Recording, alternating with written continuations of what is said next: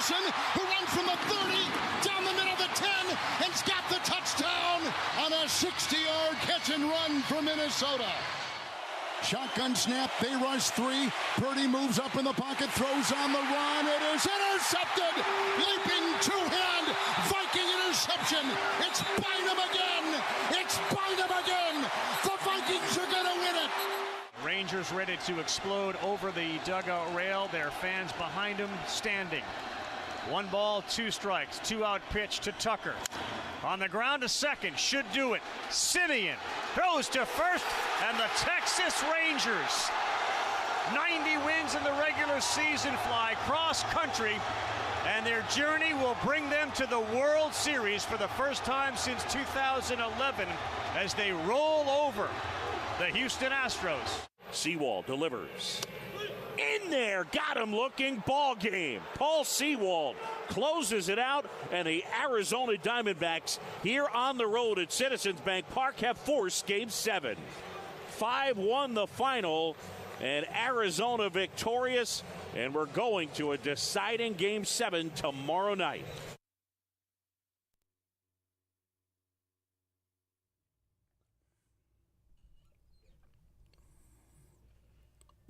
Good morning, Kansas City. This is the Border Patrol on Sports Radio 810 WHB.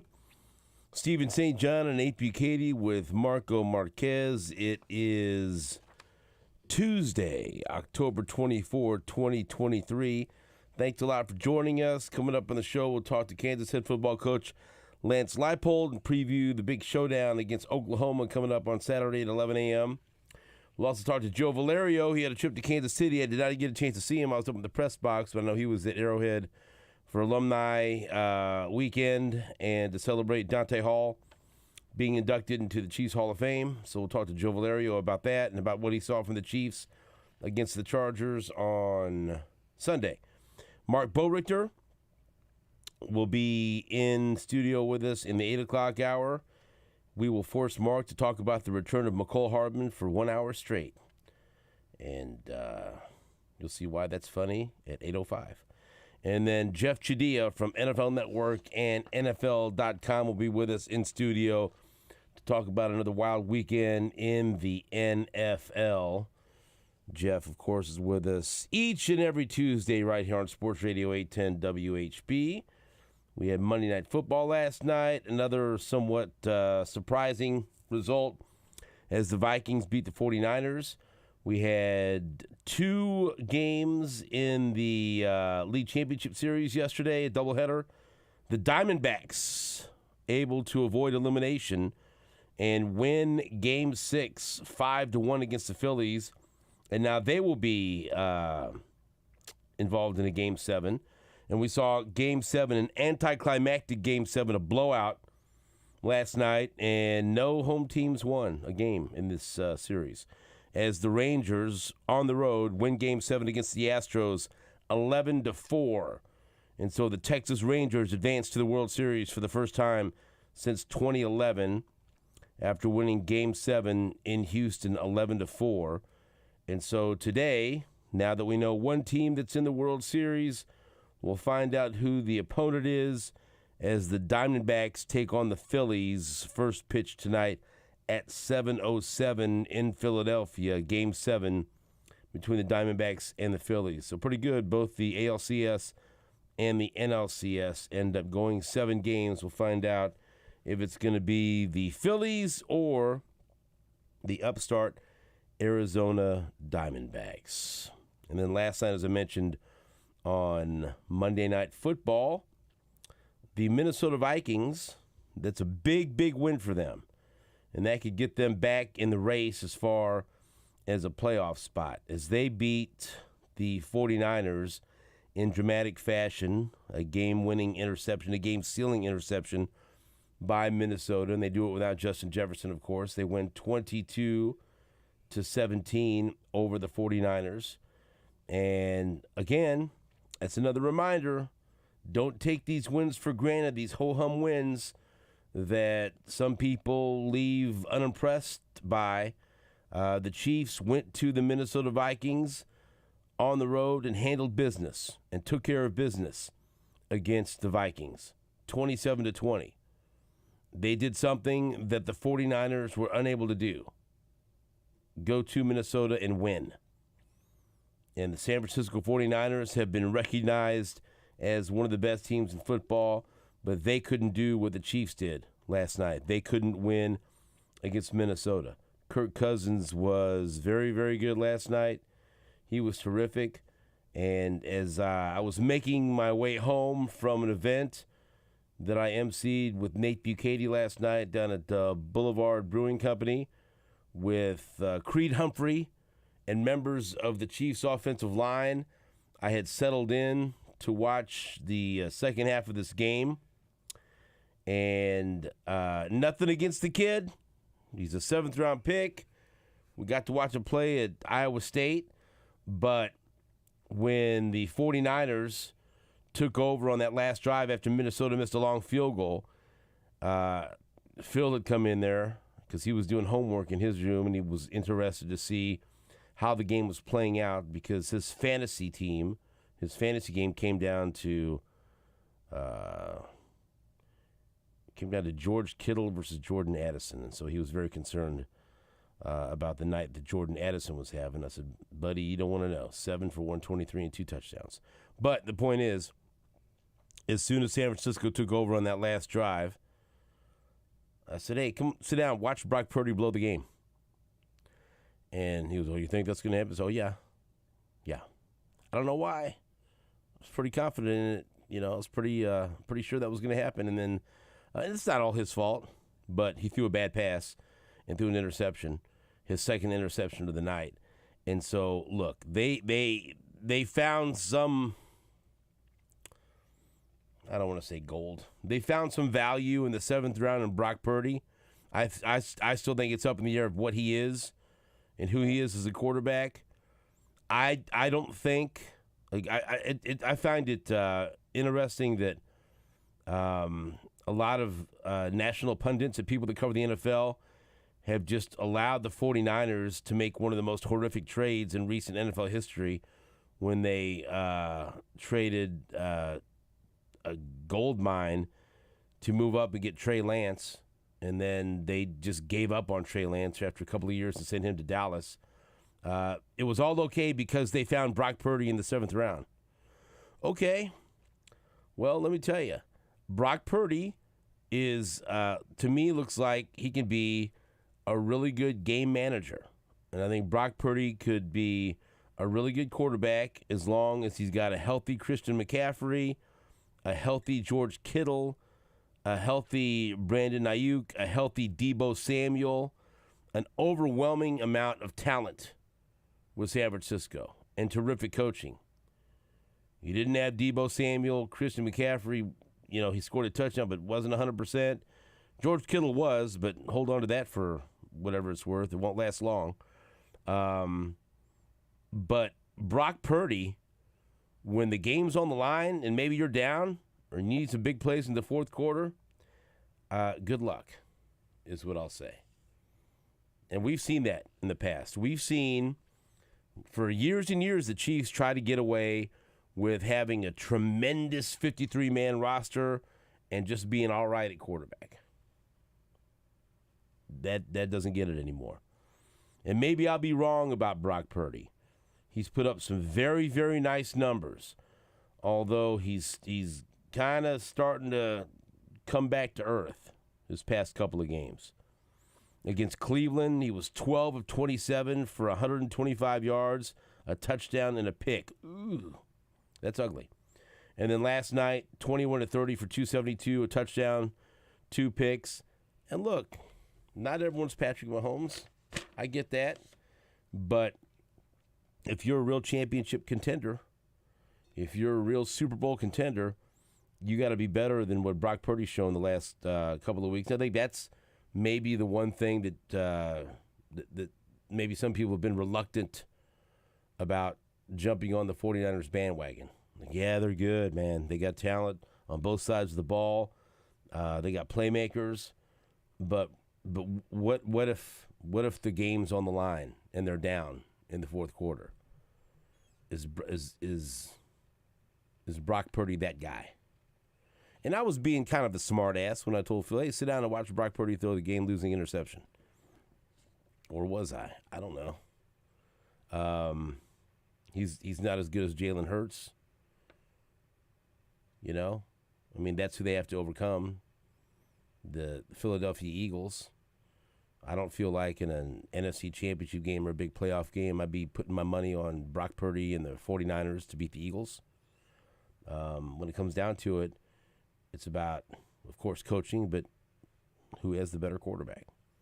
Could they beat them on any given Sunday or, any given game? Sure.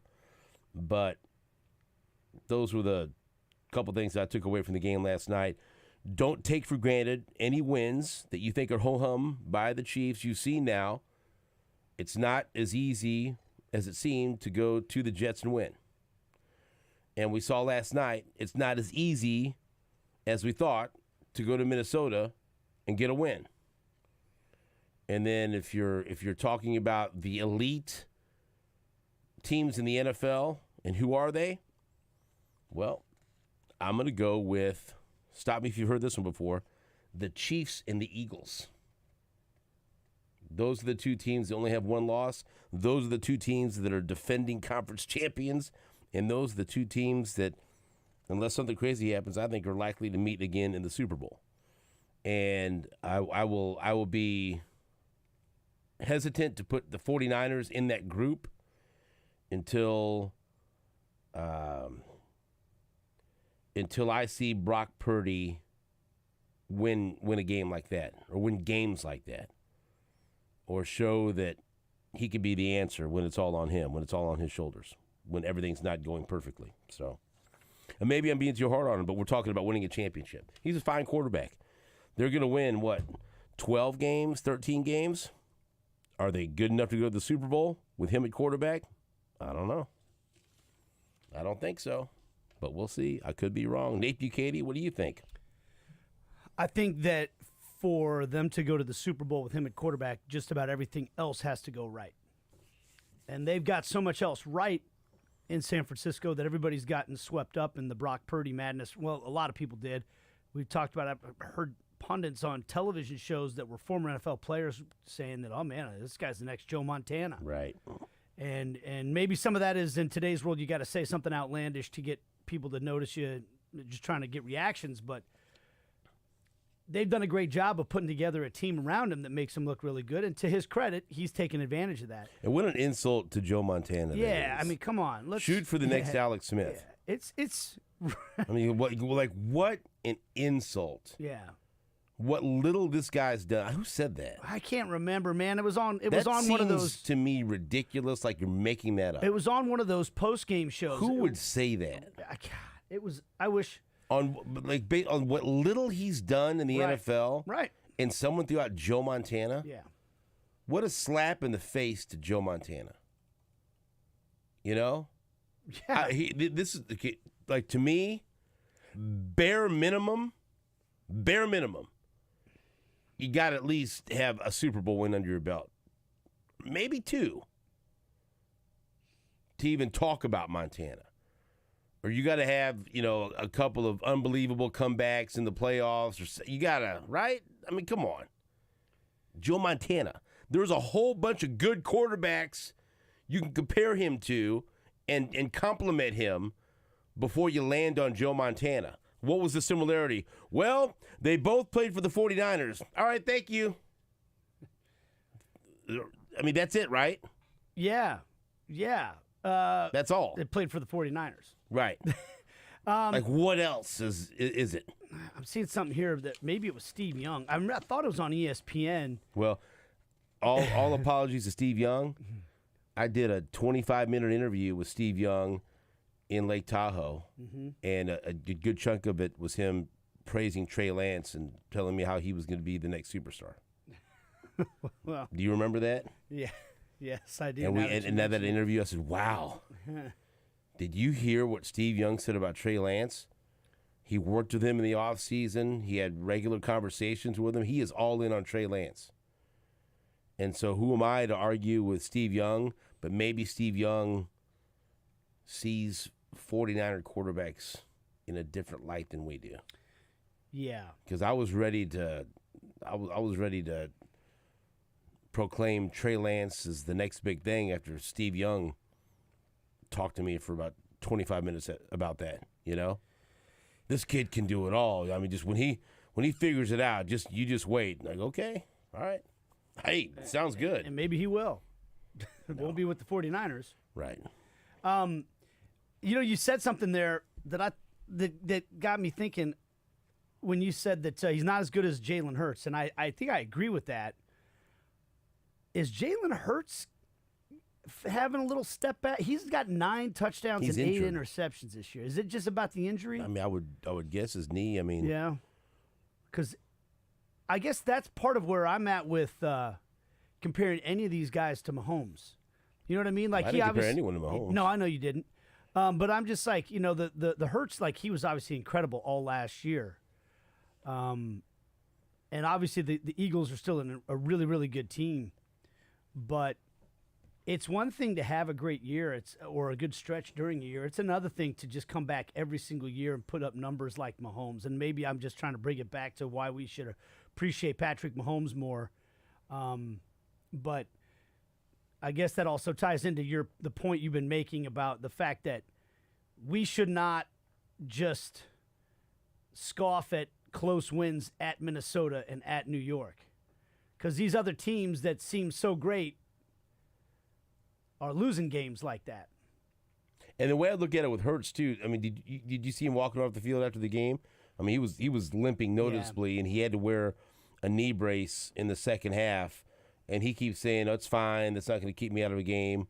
I mean, I'm a Jalen Hurts fan. I am too. And I like because and again, it shouldn't sway me, but covering the 101 awards and listening to him speak off to the side and talk about the experience of losing to the Chiefs in the Super Bowl, but yet what it meant to him to be there and to arrive as a star quarterback and what it meant for him to win this award. I mean, just you get it, and you see how he handled tough situations in college, right? Mm-hmm. Yeah. Just different things that I like, having gone up against, except for that fumble that he had that was returned for a touchdown by Nick Bolton.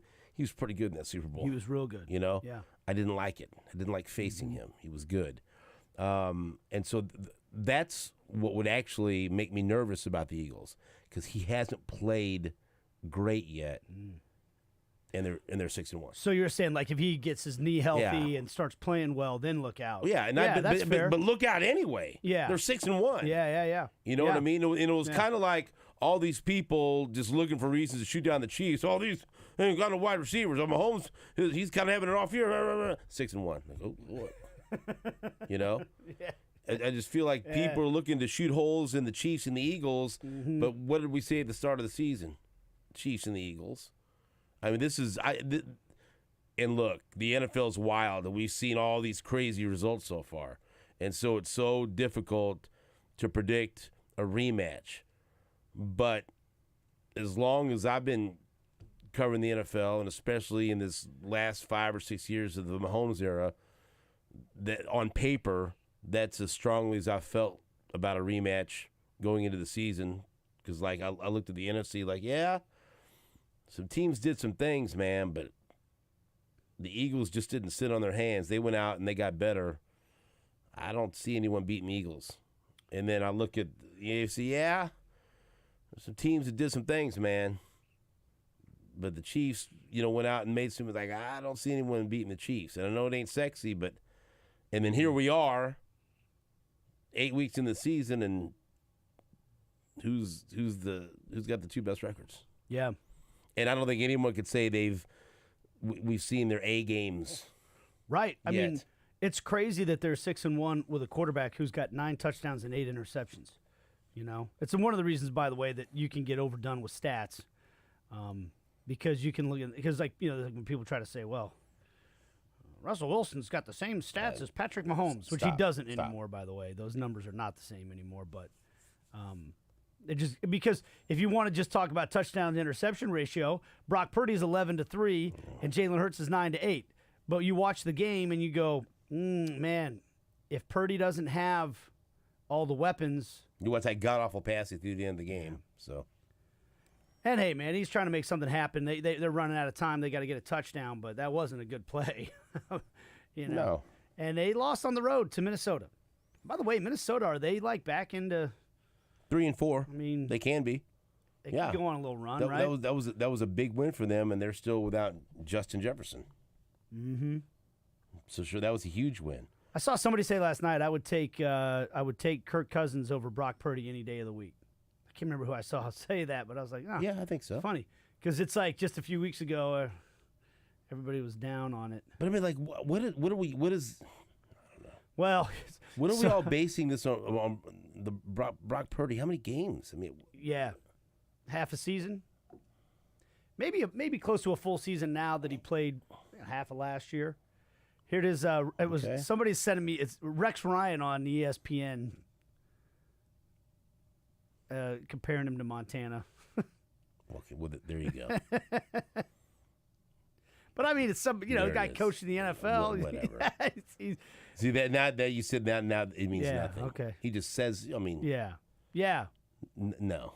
Do you? I just remember when I Does heard that- it, I was does like, that- "Oh, does that- come does that- on, does that man." resonate with you? Is that? I just thought it was outlandish. Like you said, it's such a slap in the face to a guy that's one of the greatest of all time. It's not fair to Brock Purdy either. No. For Brock Purdy, it's like, man, he's establishing that he belongs as a starting quarterback in the NFL on a good team. Also, You with know? Hurts, you got to throw in the 274 yards and 6 touchdowns with the stats. Right? Rushing? Yeah, Yeah.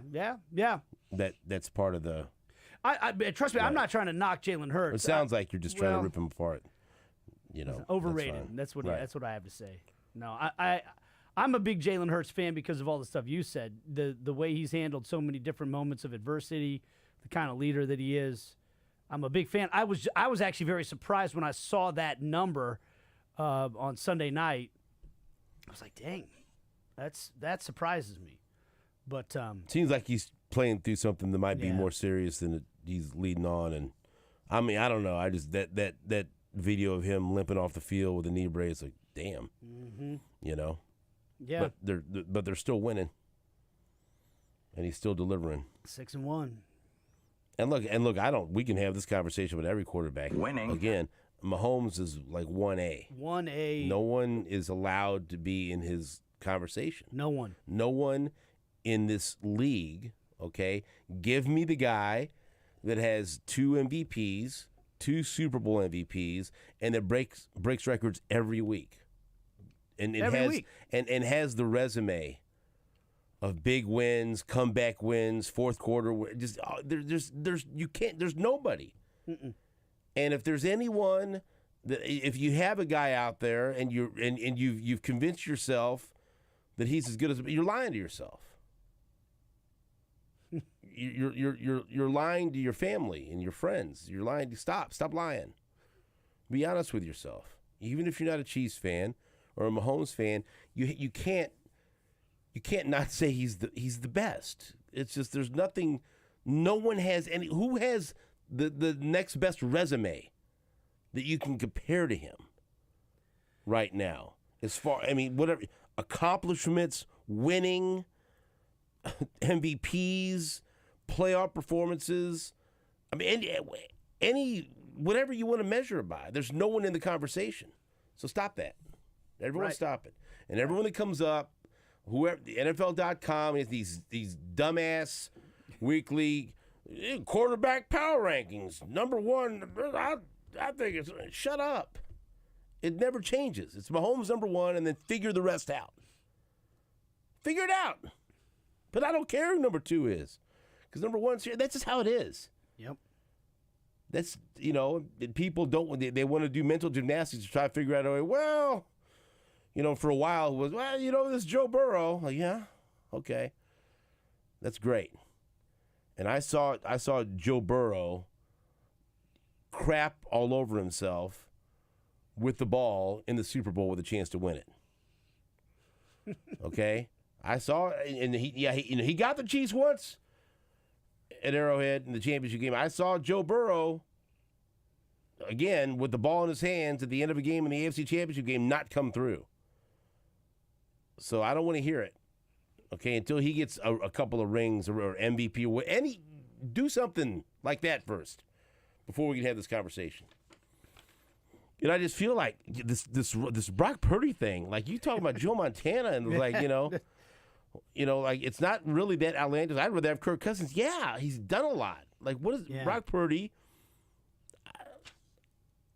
And maybe I'll be wrong, and maybe he'll turn out to be the next big thing. But I mean, I think he'll continue to grow. He's solid. Yeah, he'll continue to grow probably and learn and get better and all that. Why are we comparing him to a top 5 all-time quarterback? Right. Just because they played for the same team, with 4 rings. I mean, right? you want to this Rex Ryan compares him to Joe Montana. I'll give you 10 quarterbacks that I'd rather have than him right now in the league. I don't even have to get to Joe Montana.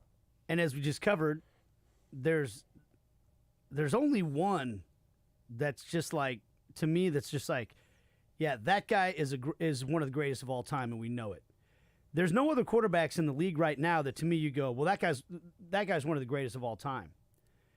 For a long time, because like when it was Roethlisberger, Manning, Brady, all in the league at the same time. Drew Brees, like, oh, those are some of the greatest of all. Those are record setters. Those are some of the greatest of all time.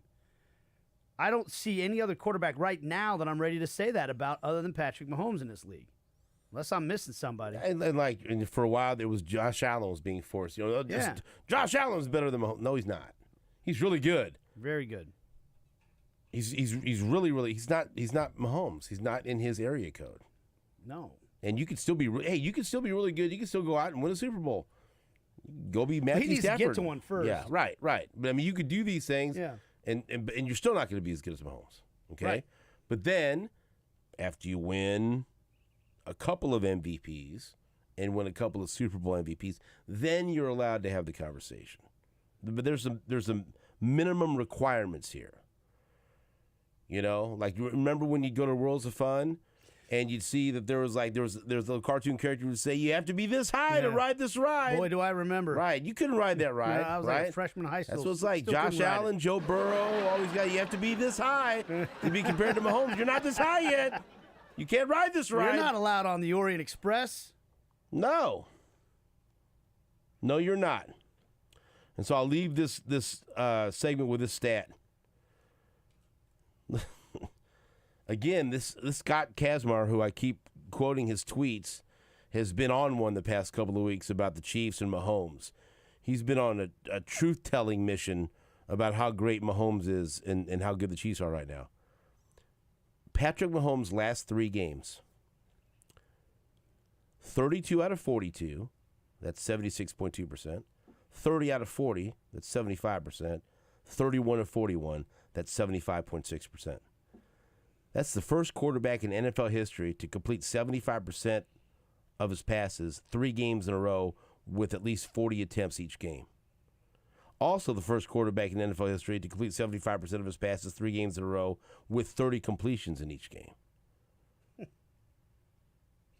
31 of 41, 30 of 40, 32 of 42. And with no wide receivers. So, I mean, I don't, you can take whatever you want from that stat, but just like, it's every week. Here is something that no one else has ever done, and here is something that no one else has ever done. Every week. Boy, I don't know how the Chiefs are going to get their passing attack going with no wide receivers. How many yards does Mahomes have in the first half? Over 300? Okay, then. Talk to you later. Bye. What do? And then Rashee Rice is only going to get better. And so, look, I watched that game last night, and again, I'm reminded. People were mad. The Chiefs only beat the Vikings by 7. The Chiefs beat the Vikings. The 49ers would love right now to be complaining about beating the Vikings by 7. Instead, they lost by 5. Because Brock Purdy threw an interception with the game on the line. I'm good with where the Chiefs are right now. And again, we wake up today, 2 teams have 1 loss. Chiefs, Eagles. There we are.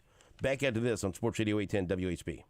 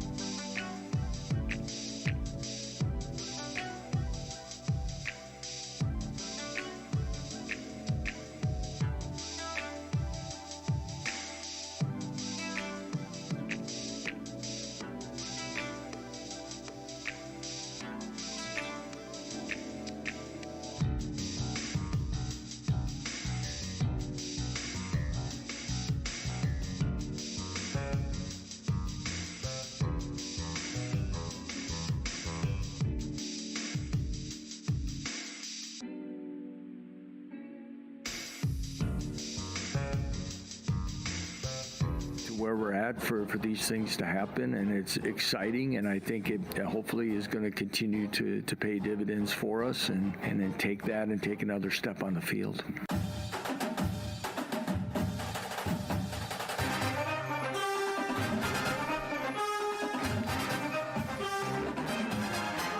Welcome back to the Border Patrol on Sports Radio 810 WHB. Stephen St. John and Nate Bukaty now joined by Kansas head football coach Lance Leipold. Coach, good morning. How are you? Good morning, gentlemen. I'm doing fine. How are you?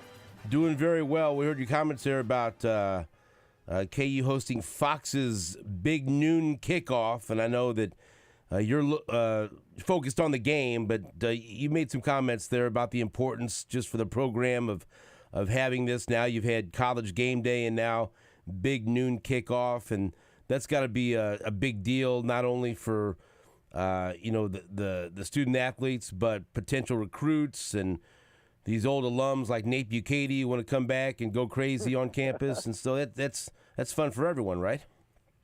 Yeah, it is. It's a homecoming weekend, and you have an opportunity for something like that to kind of kick the day off, and like I said in that Monday's press conference is where we were at, how far we've come, and the excitement and what it does for the university as a whole, and all the little things as it goes on down the road. Now, like, we walk in and barely see any of that per se, but I guess it's pretty neat, and we're excited for that opportunity. And of course, it's a high quality opponent that we're facing. This old alum actually, instead of going crazy, is looking at bringing his kids up to the game this time, Coach. Boy. So Uh-oh.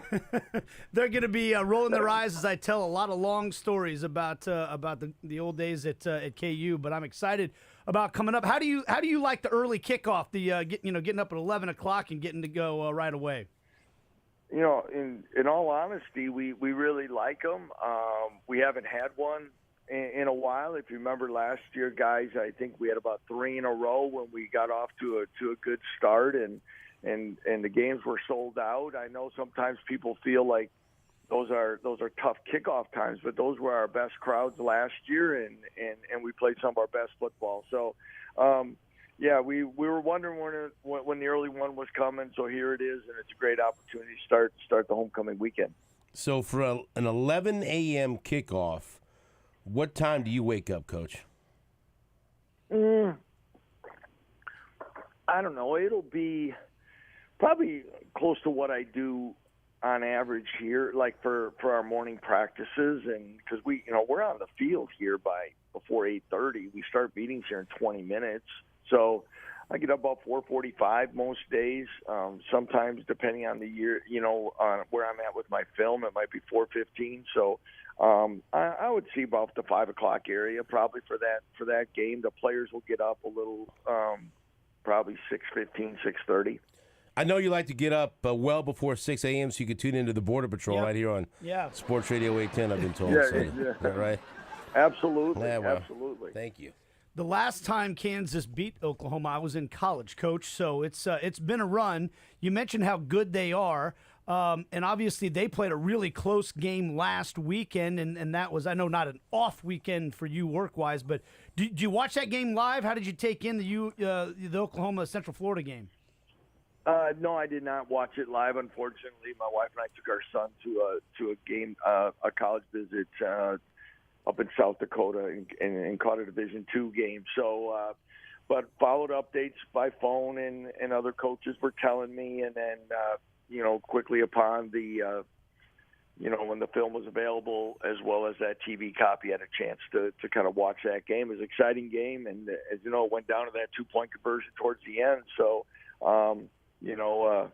A credit to Central Florida for the way they battled, but again, and really, guys, it's something we've got to make sure we watch out for ourselves, because Oklahoma had come off that big win, but had a week off, and sometimes when you have that week off and break that routine, you might be fresh, but you might be out of sync a little bit, getting going again. So you did the college visit thing. On the flip side of being a guy who's usually recruiting kids to your college, that gives you an extra perspective. Steven already has had a couple kids go through. Well, one's in school now. Mine haven't gotten there yet. What advice, what kind of perspective do you have on having your kid go through the process and so what you do for a living? Well, again, you listen to the message of all the people that spoke, and you get a chance to walk a little bit of campus, and you gotta, it's pretty similar, like I say, when you're coaching, you gotta process everything. You can't make emotional decisions. You got to make ones that are, again, many of these decisions aren't 4 or 5 years decisions; they're 40, 50-year decisions, and you got to make sure that you're kind of, if you see a few things, you point out. When asked, you got to let your children be children and enjoy the process as well. So, in this Division II game, I coached 10 years of Division II football, and just watching it, there are some flashbacks. I was the recruiting coordinator at the time and had to put that little program together, and so there's a lot of good things there. But most importantly, I wanted to make sure that I just had a chance to be a dad. That's awesome. All right, we have Coach Lance Leipold on the line. I know you addressed this at your press conference, but for those fans that may not have heard that, can you give us an injury update on Jalen Daniels? He just walked out of my office right before the call, so he's making he's making progress right now. It's still not where it needs to be. Again, today will be a big day. I haven't heard what the trainers are going to say, but right now I would expect Jason Bean to be the starting quarterback, and that's the direction we're heading. It seems like it's been a confounding injury, obviously. Do you feel like everybody's got a handle on at least what the problem is and how to fix it? I think we got a good handle on what the situation is and what they're doing.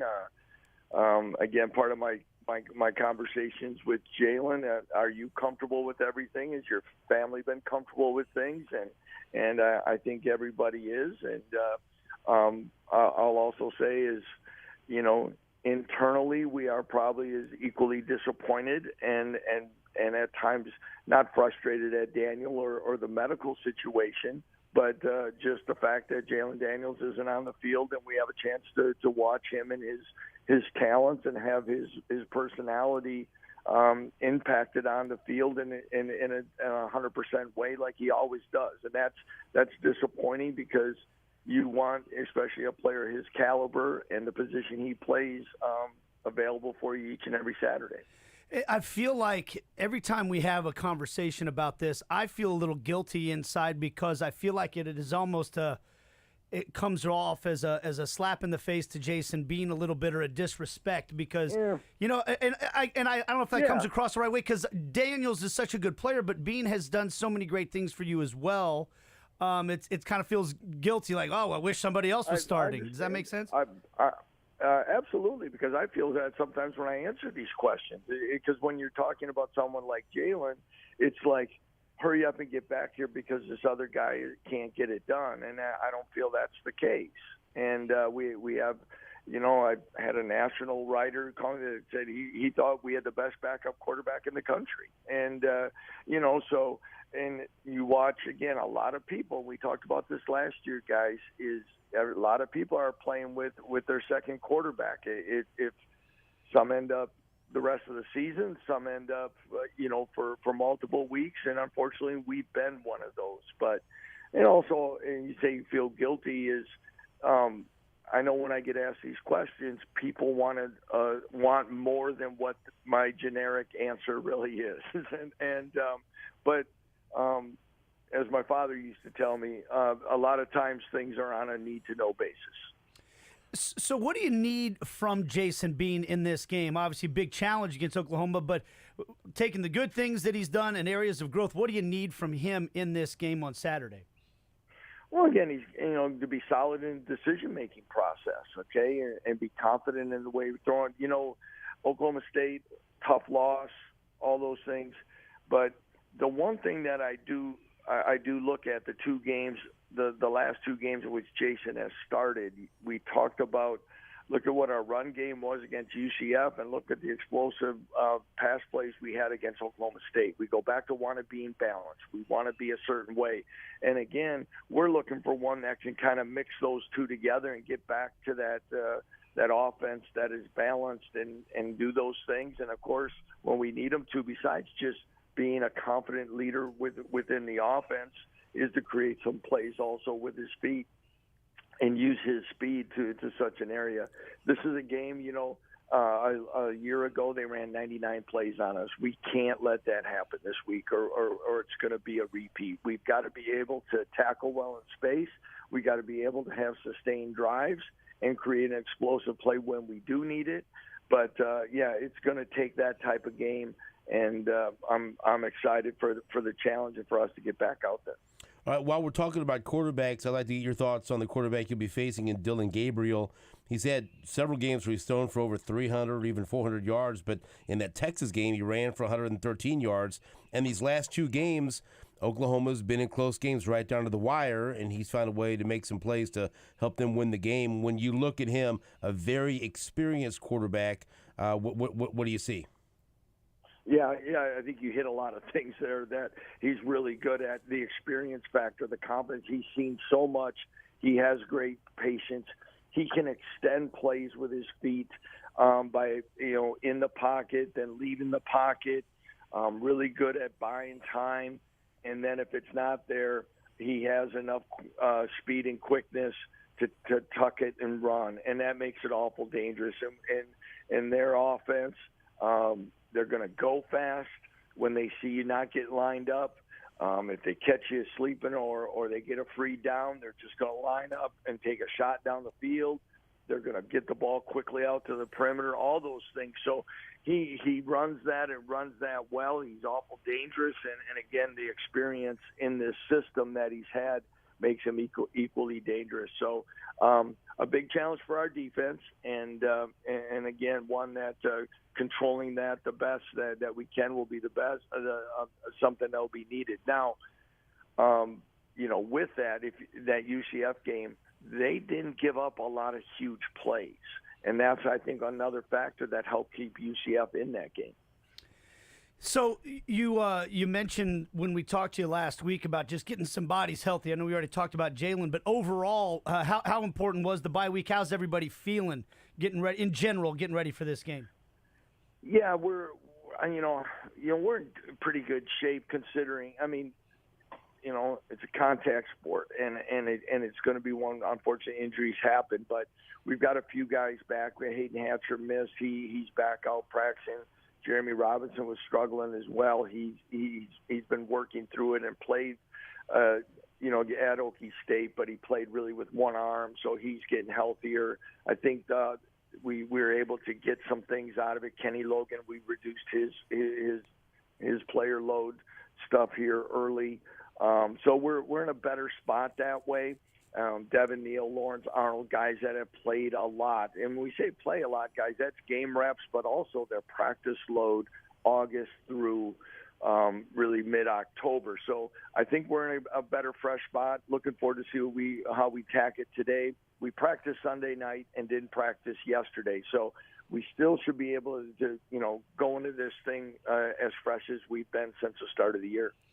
Well, Coach, I can tell you the biggest challenge on my plate for this weekend will be waking up my 13-year-old son early enough to get up to Lawrence in time for everything, because he never wakes up earlier than 10 o'clock in the morning, I think, on a Saturday. So we'll get it done, though. We'll be ready to go, and we're looking forward to the game on Saturday. So thanks a lot for the time, and good luck Saturday.